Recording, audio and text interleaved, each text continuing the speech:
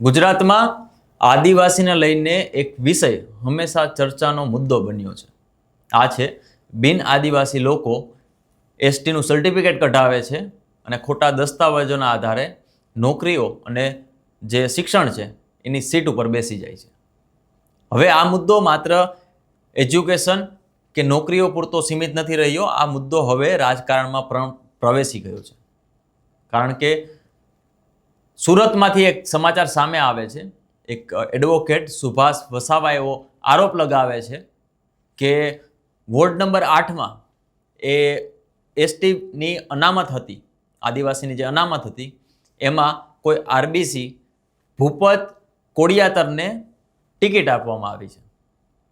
અને આમ આદમી પાર્ટી પર આરોપ લગાવવામાં આવી રહ્યા છે કે ગોપાલ ઇટાલિયાનો નજીકનો વ્યક્તિ છે, કારણ એ પીએ હતો અથવા તો એની જે કાર્યાલય છે વિસાવદરમાં તે સંભાળી રહ્યો હતો, એટલા માટે તેને ટિકિટ આપવામાં આવી છે. આ સમગ્ર મુદ્દો શું છે તેના વિશે ચર્ચા કરીશું. નમસ્કાર, હું સમ્રાટ અને તમે જોઈ રહ્યા છો ચક્રવાત.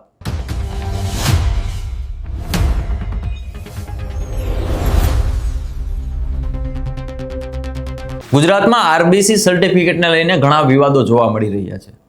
હાલમાં જ યુસીસી બિલને લઈને જે વિવાદ ચાલી રહ્યો હતો તેમાં પણ આ આરબીસી વિવાદ સૌથી મોખરે હતો. આરબીસી શું છે કે જે આદિવાસી પેઢી દર પેઢી નથી, પરંતુ આલેચના, ગીર કે બરડાના જંગલમાં રહેતા માલધારીઓ છે તેને આ સર્ટિફિકેટ આપવામાં આવે છે ને એ આદિવાસીનો દરજ્જો આપવામાં આવે છે. પરંતુ તેની આડમાં ઘણા બધા નકલી દસ્તાવેજો તૈયાર કરીને ખોટા આદિવાસી સર્ટિફિકેટ બનાવવામાં આવતા હતા. હવે જ્યારે સ્થાનિક સ્વરાજની ચૂંટણી આવી છે, આમ આદમી પાર્ટીએ અનેક ઉમેદવારો ઉતાર્યા છે, ત્યારે સુરતના વોર્ડ નંબર 8માં આદિવાસીની એક અનામત બેઠક હતી. અને આ અનામત બેઠકમાં 5-6 મહિના પહેલા એડવોકેટ સુભાષ વસાવાને પાર્ટી દ્વારા એવું કહેવામાં આવ્યું હતું કે તમે મહેનત કરો, તમારી ટિકિટ છે.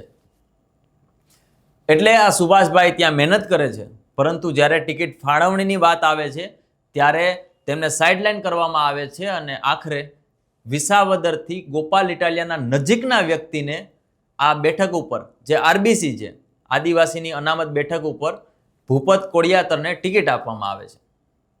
હવે આ મુદ્દો ચર્ચાનો વિષય બન્યો છે. છોટુભાઈ વસાવાથી લઈને રાજ વસાવા સુધી તમામ લોકો ચૈતર વસાવા ઉપર આરોપ લગાવી રહ્યા છે. આ જે મુદ્દો છે તેના વિશે અમે સુભાષ વસાવા સાથે વાત કરી, તેમણે શું કહ્યું તે જાણીશું. છોટુભાઈ વસાવાએ આપને એક પોસ્ટ મૂકેલી છે, શું છે સમગ્ર મામલો? એમાં મામલો એવો છે કે બે વોર્ડ નંબર 8 માં એક એસટી કેટેગરીની સીટ છે, એક 3 અને 8 માં. એટલે ટોટલ 120 માંથી 4 સીટ છે, એમાં 2 જેન્ટ્સ ની છે, 2 લેડીઝ ની છે. ઓકે. હા, તો આમ આદમી પાર્ટીએ મને એ લોકોએ બોલાવ્યો અને એ લોકોએ જ મને નંબર 8 માં સીટ આપી અને શરૂઆતથી લગભગ 4-5 મહિનાથી મને મારી ટીમ લઈને એ લોકોએ કામ સોંપ્યું એ પ્રમાણે મેં કામ કર્યું. ઓકે. રેગ્યુલર કામકાજ મારું ચાલુ હતું જે તે ટાઈમથી જ. એ લોકોએ મને સામેથી બોલાવેલો છે, હું નથી ગયો કે સુભાષભાઈ આવો, એસટી સીટમાં અમારા પાસે કોઈ કેન્ડિડેટ નથી, તમે આવો ને તમે લડો એમ. તો 3 નંબરમાં પ્રકાશ ચૌધરી ને 8 નંબરમાં હું એક સુભાષ વસાવા. ઓકે. શરૂઆતથી જ્યારથી મને બોલાવ્યો ત્યારથી 4 થી 5 મહિનાથી અમે ત્યાં કાર્યરત થઈ ગયા એમ, મારી ટીમ પોતાની લઈને પછી બોર્ડ પર. ઓકે. પછી જ્યારે ઉમેદવારી જાહેર કરવાના એટલે પરમ દિવસે જાહેર કરવાના તે જ દિવસે વિસાવદર થી એક કોઈ રબારી વ્યક્તિ જે ભૂપતભાઈ કોડિયાતર જે રબારી છે એ વ્યક્તિને કોઈ પણ મને જાણ કર્યા વિના મારું કોઈ રીઝન બી જણાવ્યું નથી કે સુભાષભાઈ તમને કેમ ટિકિટ નથી આપવાની, ડાયરેક્ટ એ ભાઈનું નામ જાહેર કરી દીધું. ઓકે. મને પાર્ટીએ કોઈ દિવસે બોલાવીને એવું નથી કીધું સુભાષભાઈ તમને આના કારણે અમે એ કરીએ છીએ, આ બાઈને આપીએ છીએ. કોઈ પણ રીઝન મને ફોન પર કર્યા વગર એ વ્યક્તિને તે જ દિવસે વિસાવદર થી બોલાવ્યો સવારે. ઓકે. હા, ને તે ટિકિટ જાહેર કરી દીધી. ઓકે. અને એ ભાઈ જે છે વિસાવદરના છે? હા, વિસાવદરના છે એ ભાઈ, વિસાવદર થી આવ્યા છે. એ ત્યાં કઈ ગોપાલભાઈ ના કઈ કાર્યકર્તા છે ને અત્યારે આરબીસી ઉમેદવાર છે પોતે, જે આપણે મુદ્દો ચાલે છે ને આરબીસી નો અત્યારે હાલમાં. હા, એ છે. ઓકે. હું તો પોતે એસટી છું. ઓકે. આપણે આમ આદમી પાર્ટીમાં ચૈતરભાઈ વસાવા એક મોટું નામ છે, તો ચૈતરભાઈને તમે આ જાણ કરી છે? ચૈતરભાઈ શું કહે છે આ બાબતે? આ બાબતે જ્યારે અમને છે ને અમારી સેલ્સ અહીંયા મેં સેલ્સ પ્રક્રિયામાં ફોર્મ ભરેલું બધું પણ ઉપર ગાંધીનગર કદાચ મારું નામ જ એ લોકોએ જાણી જોઈને અહીં નાખેલું ને એ બાબતે બી ચેતરભાઈ વસાવાને અમે સોશિયલ મીડિયા મારફતે એપ્લિકેશન કરેલી. હવે નામ જાહેર કર્યું પરમ દિવસે, તે દિવસે એમને મળવા માટે અમે ગયા, પણ એ કે રાજપીપળા નીકળી ગયા. તમે અડધે વસ્તુથી વાત થઈ ફોન થી, તો એ કે હું રાજપીપળા નીકળી ગયો છું. તો અમે પછી ફોન પર જ વાતચીત થઈ ને એમના વોટ્સઅપ પર અમે એક એપ્લિકેશન બી નાખી એમને. તેમણે અમને એવું કીધું કે થોડા ટાઈમમાં હું તમને જવાબ આપું એમ. તે પછી કોઈ ફોન નથી આવ્યો, કોઈ વસ્તુ નથી થઈ, એમને ફોન બી નથી આવ્યો. અચ્છા. તો અમે પછી ત્યાંથી વળીને આવતા રહ્યા નેત્રંગ સુધી, અમે સુરત થી પહોંચેલા અહીંયા. આરબીસી ને લઈને ઘણો બધો વિવાદ ચાલી રહ્યો છે ઘણા સમય થયા. યુસીસી ને લઈને પણ જ્યારે વાત ચાલી ત્યારે જે ખોટા દસ્તાવેજો બનાવવામાં આવે છે આદિવાસીઓના નામે અને ખોટા સર્ટિફિકેટો બનાવવામાં આવે છે, તો આ શું તમને એવું લાગે છે કે જે આદિવાસીની બેઠક છે એના ઉપર તરાપ છે? હા, તો છે જ ને. એ લોકો ડાયરેક્ટ તરફ જ આપણી સીટ જ છીનવી લે છે ને આ લોકો ખોટા પ્રમાણપત્ર, આજકાલના પ્રમાણપત્ર વાળા. તમે એડવોકેટ સુભાષ વસાવાને સાંભળ્યા. આ સાથે અમે આમ આદમી પાર્ટીના અન્ય કાર્યકર્તા મુકુંદભાઈ પટેલ સાથે વાત કરી. તેમણે શું કહ્યું તે સાંભળો. આરસીબી જે મુદ્દો ચાલી રહ્યો છે એના સંદર્ભે આપણે જણાવ્યું કે માંગરોળ તાલુકો, ઉમરપાડા તાલુકો, 156 વિધાનસભા, એના ઉમેદવાર છે સ્નેહલભાઈ વસાવા, બરાબર? એમના થકી અમે પોતે પણ હતા એમાં, બરાબર છે, કે બોગસ આદિવાસી પ્રમાણપત્રનો અમે વિરોધ કર્યો છે. ત્યાર પછી પાર્ટી, બરાબર, એ આમ આદમી પાર્ટીના જ નેતા છે કેતરભાઈ વસાવા, પોતે સવાલ ઉઠાવે છે વિધાનસભામાં આરબીસી મુદ્દે. તો પછી છે તો એમને પાર્ટી તરફથી ટિકિટ આપી દે, બરાબર, તો એ કેટલું યોગ્ય? ને બીજું વસ્તુ છે, આ ઉમેદવારની જો વાત કરવામાં આવે તો એકનું પર્સનલ છે, પણ એક વસ્તુ તમને જણાવું કે ગોપાલ ઇટાલિયાનું જે વિસાવદરનું કાર્યાલય જે છે ને, તે આ વ્યક્તિ સંભાળતા હતા. એ જયારે અહીંયા પરમ દિવસે જયારે અહીંયા ટિકિટ વિતરણ કરવાના હતા, ઉમેદવારના નામ જે જયારે જાહેર કરવાના હતા, તો તેના આગલા દિવસે એ વ્યક્તિ ત્યાંથી આવ્યો ને આખા વિસાવદરના જે લોકો જે છે ને એમને પાછો પ્રતિસાદ આપ્યો કે જાઓ ને લડો ચૂંટણી. અચ્છા. હવે આમાં એવું છે કે વિષય પાર્ટીની જો વાત આપણે અત્યારે કરી રહ્યા છે, તો પાર્ટીમાં એવું છે કે સેન્સ પ્રક્રિયા થાય. હવે સેન્સ પ્રક્રિયા લેવા માટે સુરત શહેર પ્રમુખ ધર્મેન્દ્ર પંડેર સાહેબ, રજનીભાઈ વાઘાણી સાહેબ, રામભાઈ ભરૂચ સાહેબ, રાકેશભાઈ હીરપરા સાહેબ, એ તમામ હાજર, બરાબર છે. તો ત્યારે છે ને સેન્સ પ્રક્રિયામાં સુભાષભાઈ નું નામ હતું. અમે તો ફોર્મ પણ ભરેલું, ત્યાં જઈને અંદર એ લોકો સાથે વાતચીત કરી હતી, 4-5 સવાલ થયા હતા, બરાબર છે. પણ ગાંધીનગર સ્થિત ત્યારે સેન્સ પ્રક્રિયા ત્યારે એ લોકોના મોટા જે અધિકારીઓ ખરા ને આમ આદમી પાર્ટીના, એ લોકો બધા બેસે, બરાબર, વોર્ડના પ્રભારીથી માંડીને બધા ત્યાં હાજર છે. વોર્ડ નંબરના 8માં જે છે ને પ્રભારી છે વિજયભાઈ કેલાણી સાહેબ, એ ઉપસ્થિત હતા ત્યાં.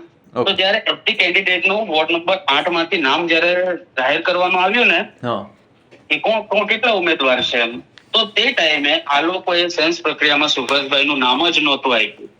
એસટી ઉમેદવાર તરીકે ભૂપતભાઈ રબારી નું નામ આપ્યું હતું, બરાબર. તો અહીંયાના જે તમને મેં કીધું ને વિજયભાઈ કેલાણી પ્રભારી, એમણે ફોન કર્યો સુભાષભાઈ ને કે તમારું તો અહીંયા આ લોકો નામ જ નથી આપતા. અચ્છા. સેન્સ પ્રક્રિયામાં. એટલે વિજયભાઈએ ત્યાં પણ કીધું કેલાણી સાહેબે કે ના, એસટી માં એક ઉમેદવાર છે સુભાષભાઈ વસાવા, કે જે લોકો આ ફિલ્ડ પર 6-7 મહિનાથી 8 નંબર વોર્ડમાં એસટી કેટેગરીમાંથી મહેનત કરે છે. એમણે ત્યાં કીધું. હવે ત્યાં કીધું અમારી એમના જોડે વાતચીત થઈ ગઈ.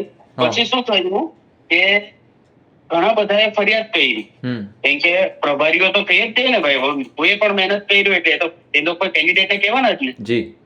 બધાએ ફરિયાદ કરી આમ આદમી પાર્ટીમાં.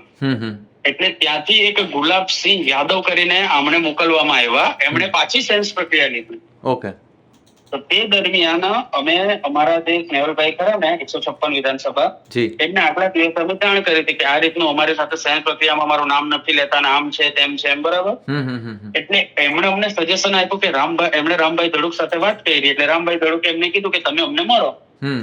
એટલે સેન્સ પ્રક્રિયા એક બાજુ અંદર ચાલુ હતી ને બહાર અમે રામભાઈ ધડુક સાથે વાત કરી.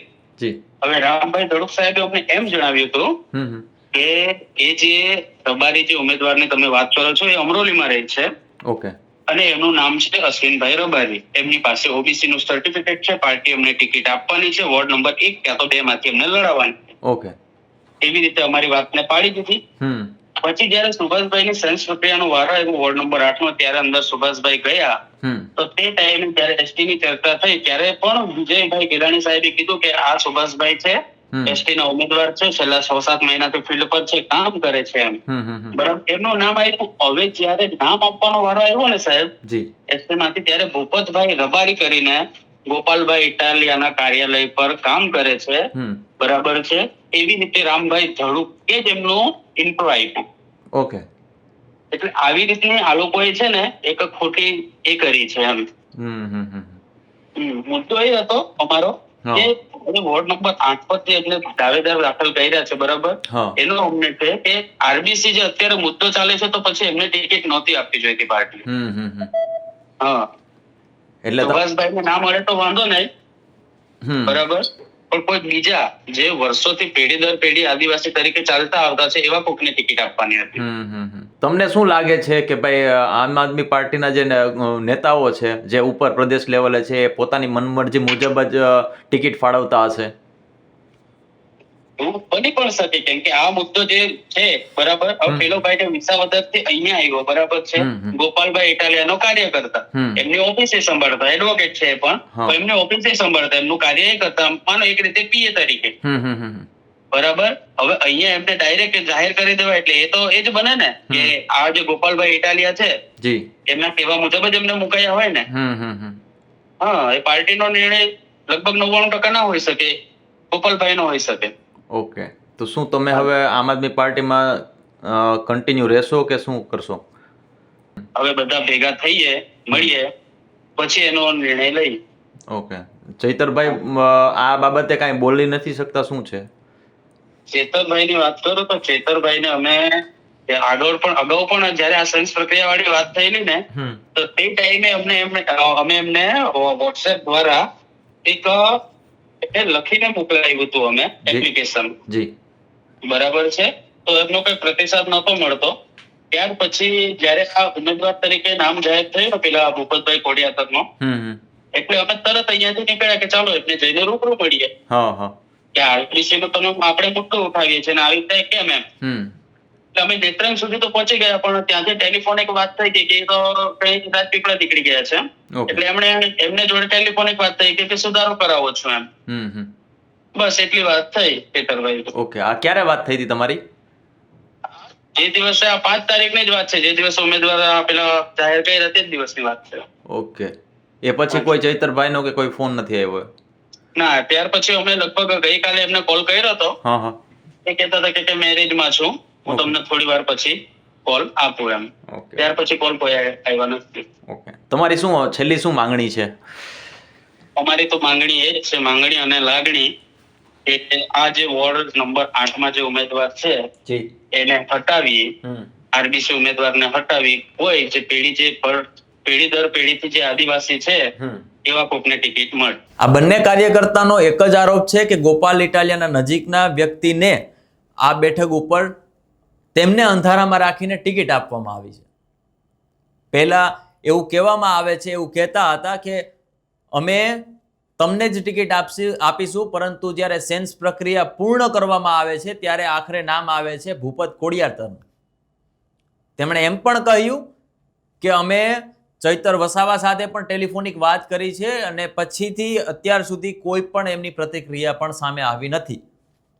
અને આ લોકોની એવી માંગ છે કે મને ટિકિટ ન આપો તો કાંઈ નહીં, પરંતુ આરબીસીને ટિકિટ ન મળવી જોઈએ. કોઈ પેઢી દર પેઢી જે ખરેખર આદિવાસી છે એને ટિકિટ મળવી જોઈએ. એટલે અહીંયા ઘણા બધા સવાલો ઉઠી રહ્યા છે કે શું આમ આદમી પાર્ટીમાં લાગવગ ધરાવતા અને આસપાસના લોકોને જ ટિકિટ ફાળવવામાં આવે છે? આ પહેલા પણ એવા આરોપ લાગ્યા હતા કે જો તમારે ટિકિટ જોતી હોય તો તમારે 50,000 એડવાન્સ અને 50,000 પછીથી તમારે આપવા પડશે. ઓઢવમાંથી એક વ્યક્તિનો મને ફોન આવે છે અને એ પણ એવું કહે છે કે પાર્ટીમાં પૈસાની લેતી દેતી થઈ છે અને પૈસાને આધારે જ ટિકિટની વહેંચણી કરવામાં આવી છે, એટલા માટે અમે રાજીનામું આપી રહ્યા છીએ. એટલે જ્યારે સ્થાનિક સ્વરાજની ચૂંટણીની વાત આવે છે, આ સ્થાનિક સ્વરાજની ચૂંટણી જાહેરાત થઈ ગઈ છે, પરંતુ આમ આદમી પાર્ટીના જે નજીકના જે નેતાઓ છે, જે પ્રદેશના નેતાઓ છે અને તેના નજીકના લોકો છે, તેને ટિકિટ આપવાની કામગીરી પહેલા કરવામાં આવે છે. અને આજે આદિવાસીનો મુદ્દો છે એ મુદ્દાને ક્યાંક ને ક્યાંક સાઇડલાઇન કરીને ચૈતર વસાવા હોય કે ગોપાલ ઇટાલિયા હોય એ આદિવાસીઓના હક જે ખાઈ રહ્યા છે, આદિવાસીઓને જે સમસ્યાઓ પડી રહી છે તેને નજરઅંદાજ કરીને આ રીતના ટિકિટ વહેંચણી કરી રહ્યા છે. પરંતુ જ્યારે આમ આદમી પાર્ટી કટ્ટર ઈમાનદારની વાત કરતી હોય ત્યારે આ રીતના આરોપ લાગવા અને આદિવાસીઓના હક ખાવા માટે ગોપાલ ઇટાલિયા પોતાના નજીકના વ્યક્તિને આદિવાસીની બેઠક ઉપરથી ચૂંટણી લડાવવા માંગતા હોય ત્યારે ગોપાલ એન્ડ કંપની એટલે કે આમ આદમી પાર્ટી જો આદિવાસીઓના હક છીનવી, આદિવાસીની બેઠક છીનવી અને પોતાના લાગવગ ધરાવતા લોકોને આદિવાસીની અનામત બેઠક ઉપર લડાવવાની કોશિશ કરે છે તો શું આદિવાસી સમાજ ચૂપ બેસશે? શું ગોપાલ ઇટાલિયાને આ બાબતની જાણ હશે? શું ચૈતર વસાવાને ખબર હોવા છતાં પણ કાંઈ કરી નથી શકતા એવું છે? આ સમગ્ર મામલે તમારું શું માનવું છે? કોમેન્ટ બોક્સમાં ચોક્કસથી જણાવજો. નમસ્કાર.